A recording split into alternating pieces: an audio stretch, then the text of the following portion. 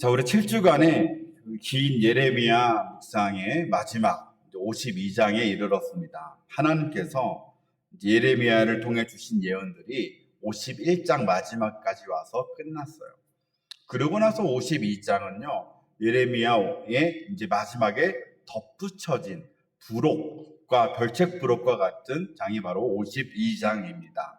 이 후기라고도 볼 수 있겠죠. 예루살렘의 심판이라고 하는 그 하나님의 예언. 51장까지 너희들 그렇게 하면 심판받을 거야. 그렇게 하면 심판받을 거야. 회개하지 않으면 심판받아. 라고 했던 그 심판에 대한 이야기들이 어떻게 성취되었는가를 보여주는 그런 역사적인 사건들이 기록되어져 있는 장이고, 동시에 심판과 동시에 무엇이 선포되었죠? 회복이 선포되었잖아요.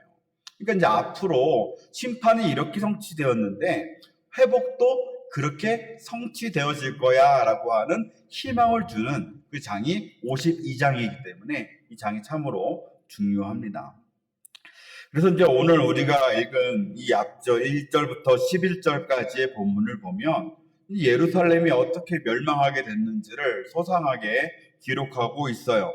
4절, 5절을 제가 읽겠습니다. 시드기야 제9년 열째 달 열째 날에 바벨론 왕 느부갓네살이 그의 모든 군대를 거느리고 예루살렘을 치러 올라와서 그 성에 대하여 진을 치고 주위에 토성을 쌓음에 그 성이 시드기야 왕 11년까지 포위되었더라. 자, 여기 내용을 보니까 이 시드기야 왕 통치 9년째가 되는 해에 이제 바벨론 왕 이 느부갓네살 왕과 그의 군대가 예루살렘 성을 치러 왔습니다. 그리고 토성을 쌓아요. 토성을 왜 쌓습니까? 이 안에 있는 성보다 더 높게 안에를 공격할 수 있는 그런 흙으로 혹은 벽뒤 이런 돌 같은 걸로 성을 더 크게 쌓는 거예요. 바깥에다가요. 이 안쪽을 공격하는 방법이었고, 또 한 가지는 포위하는, 이 성을 완벽하게 고립시키는 방법으로서 이 토성을 쌓았습니다. 그러고 나서 1년 반 동안 포위를 당한 거예요. 성을 완전히 고립시켰죠. 자, 느부갓네살은요, 제가 작년에 제 열왕기하를 이제 묵상하면서 또 열왕기하를 설교하면서 언급했던 왕입니다. 그래서 제가 약간 그 넌센스 퀴즈를 그때 시작했던 걸 기억하시는 분이 있는지 모르겠어요. 성경에 나오는 가장 나이가 어린 왕이 누구 있는가? 느부갓네살. 네, 이런 얘기를 잠깐 했었습니다. 그때도 많은 분들이 다 피식. 아니, 좀 그런 걸 농담이라고. 네, 느부갓네살. 우리가 웃으면서 이렇게 이야기하지만 참 귀여운 이름을 한국 사람이 봤을 때는 네 살 됐어? 라는 귀여운 이름을 갖고 있지만 실제로는 굉장히 잔혹한 왕이었죠. 강력한 힘으로 수많은 나라들을 무너뜨리고 수많은 왕들을 포로로 잡아간 아주 굉장히 무서운 왕이었습니다. 그 느부갓네살 왕이 이제 이 예루살렘을 완전히 멸망시키기로 작정하고 이 성을 고립시켰다라는 거예요. 그나마 18개월 동안 버틴 것도 참 기적에 가까운 일이긴 한데 어쨌든 간에 그 고립된 상황 속에서 18개월을 지냈다고 생각을 해보세요.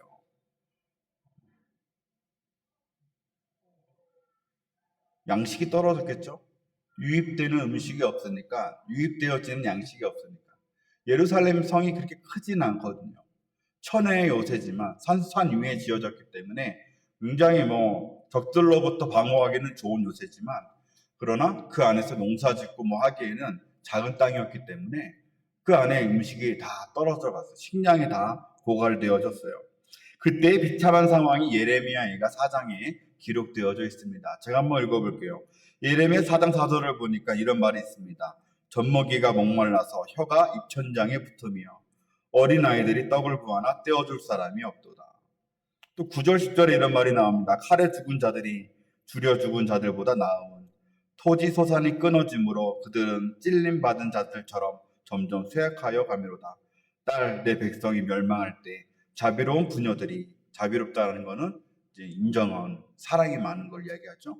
사랑이 많은 부녀들이 자기들의 손으로 자기들의 자녀를 삶아 먹어도다. 너무나 끔찍하고 비참한 상황이 이 예루살렘 성 안에서 벌어지고 있어요. 이런 비참한 모습을 보면서 예레미야가 고통스러워합니다. 예레미야가 2장 11절 내 눈이 눈물에 상하며 내 창자가 끊어지며 내 간이 땅에 쏟아졌으니 이는 내 딸 내 백성이 패망하여 어린 자녀와 젖 먹는 아이들이 성읍 길거리에 기절함이로다. 이것은 단순히 예레미야의 어떤 슬픔, 너무 슬프다. 어쩜 이렇게 됐을까 정도가 아니야. 이게 이 선지자가 느낀 절망, 고통의 울부짖음이에요. 너무나 마음 찢어지는 거예요. 우리 민족이, 우리 가족들이 비참한 이런 상태에 놓이게 된 것에 대하여서 가슴이 찢어지는, 창자가 끊어진 것 같은, 실제로 몸이 아플 정도로의 그런 어떤 고통.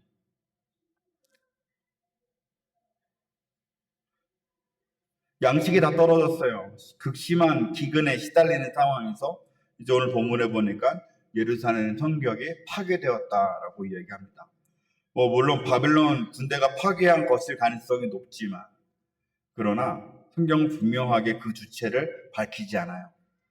유다 군대가 스스로 파괴한 것인지, 아니면 하나님이 그 성벽을 파괴한 것인지 우리가 알 수는 없지만, 그 천혜의 요새라고 불리던 그 예루살렘 안에 있던, 그들이 굳게 믿고 있던 예루살렘 그 성벽이 결국 무너지게 됩니다. 그리고 성벽이 무너지는 그 혼란스러운 상황 속에서 유다 군인들이 아라비아 광야로 도망치기 시작했는데, 아마도 유다의 왕 시드기야를 중심으로 한 대탈출국이 아니었는가라고 생각하죠. 시드기야를 중심으로 한 무리의 군대들이 도망치기 시작을 한 거예요. 자, 그러나 결국 8절을 보니까 시드기야가 붙잡혔죠. 바벨론 군대에 붙잡히고, 바벨론 군대는 그를 시드기야의 군대는 자기의 주군이 잡혔는데도 불구하고 다 도망가 버려요. 흩어져 버려요. 이제 더 이상 그 나라를 지킬 그 의지가 없어요. 왕을 우리가 어떻게 해야 되겠다. 왕을 우리가 어떻게 반드시 구출해내야겠다. 이러한 열정 같은 것들이 다 사라져 버린 상태예요. 그렇게 시드기야가 느부갓네살 앞에 끌려갔는데, 느부갓네살은 시드기야가 보는 앞에서 그의 아들들을 죽입니다. 시드기야가 보는 그 앞에서 유다의 고관들을 다 죽였습니다. 시드기야가 마지막으로 본 장면은 자신들의 자식과 자신을 따르는 고관들이 죽는 모습이었어요. 그러고 나서 그의 눈이 다 뽑히죠. 두 개의 눈이 뽑히고 사슬로 결박해서 바벨론으로 끌려갑니다. 하나님께서 느부갓네살을 예루살렘의 심판의 도구로 사용하시겠다 하셨는데, 그 예언대로, 그 말씀대로 그대로 이루어졌다는 것을 오늘 본문이 보여주고 있어요. 그뿐이 아닙니다. 우리가 읽지는 않았지만 이후의 기사를 보면 여호와의 성전이 불태워져요. 왕궁이 불탑니다. 예루살렘 이 성벽들이 헐립니다.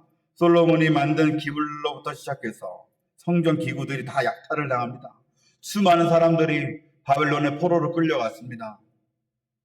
예루살렘 성은 그렇게 멸망당하게 되는데, 열왕기하 24장의 표현대로 여호와의 말씀대로 되었습니다.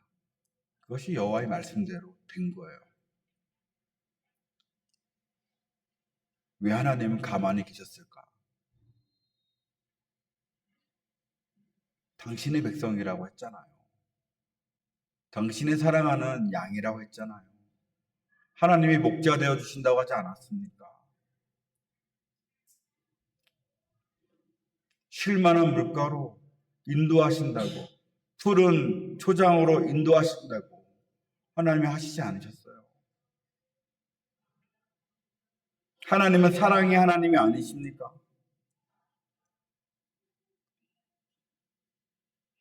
다윗의 고백처럼 여호와는 긍휼이 많으시고 은혜로우시며 노하기를 더디하시고 인자하심이 풍부하신 분 아닙니까? 맞습니다. 하나님은 그런 분이에요. 하나님은 자비롭고 은혜로우시며 노하기를 더디하시며 사랑이 그지없으신 분이십니다. 그래서 하나님이 그들에게 기회를 주신 거예요. 하나님이 그들을 너무나 사랑하셨기 때문에 하나님이 그들의 기회를 주셨던 거 아닙니까? 이스라엘 백성들이 하나님을 떠나서 세상을 의지하며 세상을 더 사랑하며 살아갈 때, 우상을 숭배하고 물질을 숭배하고 명예를 숭배하며 살아갈 때, 자신의 안정과 유익만을 쫓으며 살아갈 때 하나님은 수없이 그들에게 돌아올 수 있는 기회를 주셨습니다. 왜요? 사랑하셨기 때문에 그런 거예요. 역대하 36장 15절에 이런 말씀이 있습니다. 그의 조상들의 하나님 여호와께서 그의 백성과 그 거하시는 곳을 아끼사 사랑하사 부지런히 그의 사신들을 그 백성에게 보내어 이르셨으나. 사랑의 하나님은 당신의 백성을 긍휼히 여기셨습니다. 사랑하셨습니다. 너무나 아끼셔서 부지런히 계속해서 선지자들을 보내서 말씀하셨던 거예요. 북이스라엘에도 보내고 남유다에도 보내고 수많은 사람들을 보내서 선지자들을 보내서 경고하시고 돌아오라고 하셨습니다. 예레미야서 우리가 한 달 동안 7절 동안 묵상했지만 본문에 나오는 모든 말씀이 다 그분의 그 부르심 아니겠습니까? 그분이 주신 경고 아니겠습니까? 그분이 주신 기회 아닙니까? 하나님의 경고는 기회였어요. 하나님이 주신 그 경고, 그 말씀은 그냥 단순한 경고일 뿐만 아니라 동시에 회개하고 돌아올 수 있는 기회였다는 거죠. 수많은 기회가 그들에게 주어졌어요. 하나님이 그들을 사랑하셨기 때문에 주신 기회들이 아닙니까? 그러나 백성들의 반응은 어땠습니까? 역대하 36장 16절을 보니까 그의 백성들이 하나님의 사신들을 비웃고 그의 말씀을 멸시하고 그 선지자들을 욕하여 여호와의 진노를 그의 백성에게 미치게 하였다. 하나님의 말씀을 듣긴 들었어요. 그런데 그들이 귀를 틀어 막습니다. 못 들은 척합니다. 나에게 주신 말씀은 아니겠지. 이건 다른 사람이 들어야 되는 말씀이겠지. 우리 교회에 주신 말씀은 아니겠지. 못 들은 척해요. 애써 외면해요. 비웃어요. 멸시해요. 도리어 선지자들을 욕합니다. 그들의 말씀을 불태웁니다. 예레미야를 시위들에 가둬 핍박까지 했던 사람들 아닙니까?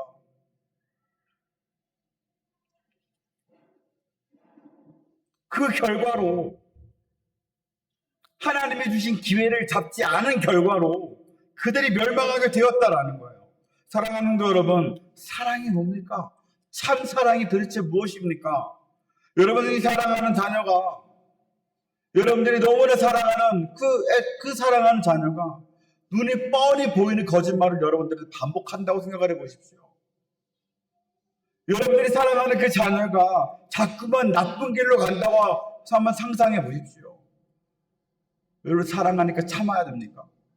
사랑하니까 그냥 아무 말도 없이 기다려야 됩니까? 아니죠. 우리가 할 수 있는 모든 일들을 다 해야 되잖아요. 처음에는 좋은 말로 타야 되겠죠. 좋은 말로 설명하겠죠. 그래도 말을 듣지 않으면 눈물로 호소할 수도 있겠죠. 혹은 아이의 친구를 통해서 또 교회 사역자들을 통하여서 목사님 우리 아이 한 번만 만나주세요. 한번 목사님이 한번 이야기 한번 해주세요. 집사님 권사님 한번 도와주세요. 다른 사람을 통해서 이야기할 수도 있겠죠. 그러다가 말 듣지 않으면 어떻게 합니까? 혼내는 거잖아요. 왜 들어야죠. 아픔이 있더라도 그 아이에게 고통이 있더라도 크게 혼을 내지 않겠습니까? 때로는 밖에 나가지 못하도록 통금할 수도 있잖아요. 나가지 마라. 사랑하는데 왜 혼냅니까? 사랑하는데 왜 벌을 줍니까? 그 아이가 지금은 아프더라도 바른 길로 돌아오는 것이 더 낫기 때문에 그렇게 하는 거 아니에요? 사랑하니까 벌을 주는 거예요. 사랑하니까. 그래서 하나님의 심판은 역설적이게도 사랑의 표현이에요. 사랑의 표현. 악을 방치하지 않으시는 그 공의로우신 하나님의 심판은 단순한 파괴, 단순한 멸망이 아니라 그들이 돌이키도록 회개로 이끄시는 방법이고, 그 심판을 통해서 죄 없는 그 새하늘과 새 땅, 거룩한 나라를 준비하시는 것이라는 거죠. 그래서 하나님의 심판은요, 공의와 사랑의 만남이에요. 공의 없는 사랑은 무엇입니까? 벌이 없는 사랑은 무엇이에요? 그걸 우리는 방임이라고 불러요. 방임. 벌어두는 거, 방치하는 거예요. 아무리 사랑해도 그냥 내버려두는 것은 사랑이 아니라는 거예요. 사랑 없는 공의는 우리가 냉혹함이라고 하죠. 그러나 하나님의 심판은 달랐다는 거예요.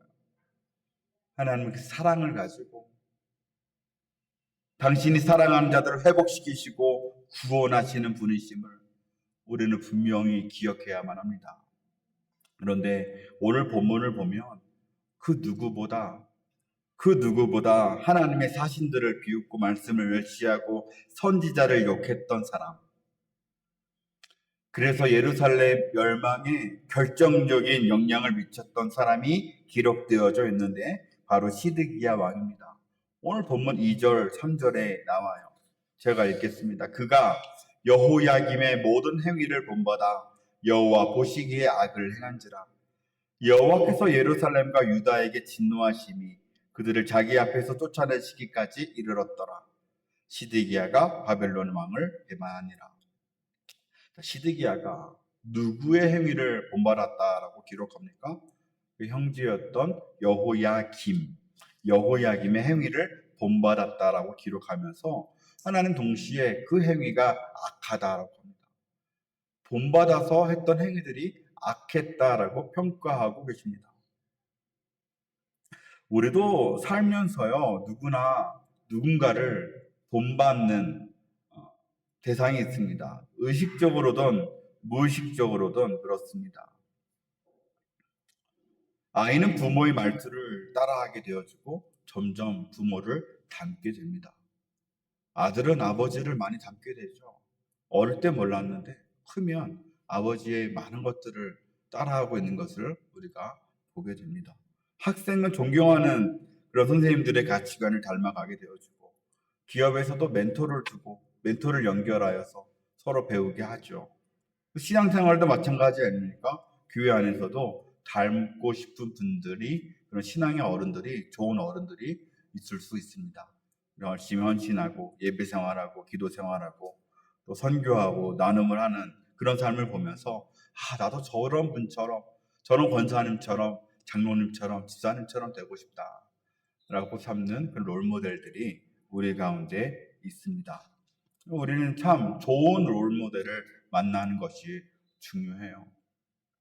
저는 어릴 때부터 저는 아버지가 목사님이시다 보니까 저는 초등학교 1학년 때부터 학교에서 장래 희망을 적어라. 그러면 저는 목사라고 많이 적었어요. 목사. 뭔 뜻인지 잘 모르고 목사라는 말을 많이 적었어요. 그러다가 좀 커서 초등학교 고학년쯤 돼서 책을 읽기 시작을 했는데, 제가 좋아했던 책이 아프리카 선교사 리빙스턴, 또 중국 선교사 허드슨 테일러, 또 미얀마의 아도니란 더드슨, 책이 다 만화책이에요. 네, 제 만화책으로 된 이 세 분의 책을 읽으면서 내가 이런 삶을 살고 싶다라는 생각을 초등학교 5학년 때, 6학년 때 본격적으로 처음 해봤던 것 같아요. 나도 저렇게 정말 저 사람들이 예수님 믿지 않는 사람들 가운데 나아가서 복음 전하고, 저 사람들처럼 이렇게 사람들을 만나서 이렇게 즐겨 돌아오게 하는 그런 역할을 하고 싶다라는 생각을 어렴풋이 했어요. 그래서 학교에서 존경하는 사람, 본받고 싶은 사람 이름을 적어라 그러면 저는 항상 리빙스턴, 허드슨 테일러 이렇게 적었던 기억들이 나는데, 어느 순간 보니까 제가 이렇게 해외에 나와가지고 목회를 하고 있어요.